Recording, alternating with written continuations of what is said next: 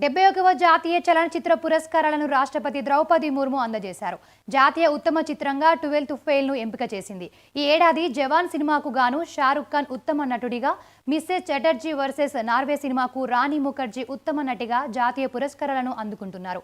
షారుఖ్ తన 33 ఏళ్ల కెరియర్లో తొలిసారి ఈ అవార్డును గెలుచుకోబోతుండగా ఉత్తమ నటుడిగా షారుఖ్ ఖాన్, 12th ఫెయిల్ సినిమాకు గాను విక్రాంత్ మాసేతో కలిసి ఈ అవార్డును పంచుకుంటున్నారు.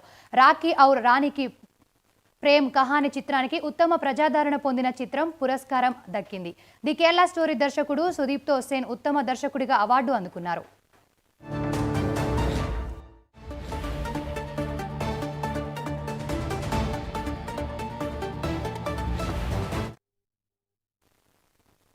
ఉత్తమ తెలుగు చిత్రంగా బాలకృష్ణ నటించిన భగవంత్ కేసరినికి అవార్డు వచ్చింది.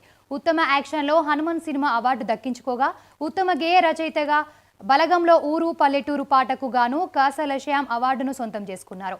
ఉత్తమ తమిళ చిత్రంగా పార్కింగ్కు అవార్డు వరించింది. తొలుత నాన్ ఫీచర్ ఫిలిం కేటగిరీ అవార్డులను వెల్లడించింది కేంద్రం.